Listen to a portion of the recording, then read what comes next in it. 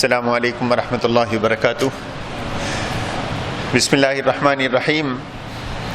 نحمدہ ونصلی ونسلم علی رسولہ الکریم، اما بعد۔ آج کا جمعۃ المبارک رجب المرجب کا ہے اور گریگورین کیلنڈر کے حساب سے آج کا جمعہ گڈ فرائیڈے کہلاتا ہے، اور گڈ فرائیڈے عیسائیوں کے عقیدے کے مطابق وہ جمعہ کا دن ہے جس میں حضرت عیسیٰ علیہ السلام کو سولی پہ لٹکایا گیا، اور اس جمعہ کے بعد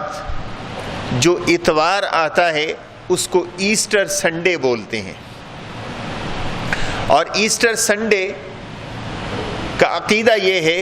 کہ یہ وہ سنڈے ہے، یہ وہ اتوار ہے کہ جس میں حضرت عیسیٰ سولی پہ چڑھ جانے کے بعد جب ان کا انتقال ہو گیا، وفات ہو گئی، تو پھر دوبارہ زندہ ہوئے، اور ان کی زندگی علامت ہے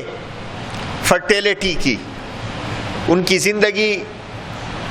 ایک علامت تھی کہ وہ خدا کے بیٹے ہیں، اور انہوں نے جو قربانی دی وہ قربانی انسانیت کے گناہوں کا کفارہ تھا۔ اس عقیدے کے حساب سے تو جو جرم حضرت عیسیٰ کی آمد سے پہلے انسان کر چکے، حضرت عیسیٰ ان کا بھی کفارہ دے چکے، اور جو آنے والے لوگ ہیں گناہ کر رہے ہیں، کریں گے، اس کا بھی کفارہ ہو گیا۔ اسلام نے اس سلسلے میں کیا کہا؟ اور دوسرا، حضرت عیسیٰ کا سولی پہ چڑھ جانا، قرآن اس کے بارے میں کیا کہتا ہے؟ اور قرآن کریم نے واضح طور پر دو ٹوک اعلان کیا، ما قتلوہ وما صلبوہ ولکن شبہ لہم۔ چنانچہ یہی وہ عقیدہ ہے جس کی بنیاد پر بہت سے فرقے بنتے رہے، بن رہے ہیں،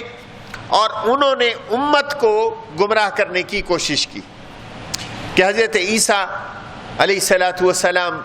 ختم ہو گئے، فوت ہو گئے، لہٰذا اب کسی ایسے شخص کی ضرورت ہے جو امت کی رہنمائی کرے۔ چنانچہ جیسے جیسے یہ فرقے پیدا ہوتے رہے، اللہ نے ان کا توڑ اور ان کی سرکوبی کے لیے افراد بھی تیار کیے۔ چنانچہ انہی افراد میں ایک بڑا نام جو ماضی قریب میں گزرا ہے وہ تھا مولانا منظور احمد چنیوٹی رحمۃ اللہ علیہ کا، جن کی ساری زندگی ختم نبوت کے عقیدے کے دفاع میں گزری، اور ان کی تحقیق کا محور یہی تھا کہ حضرت عیسیٰ علیہ السلام وہ اللہ کے پیغمبر ہیں جن کو اللہ نے آسمان پر زندہ اٹھا لیا،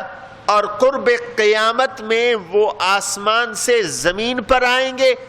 اور یہاں امت محمدیہ کے ایک فرد کی حیثیت سے پوری زمین پر امن اور عدل کا نظام قائم کریں گے۔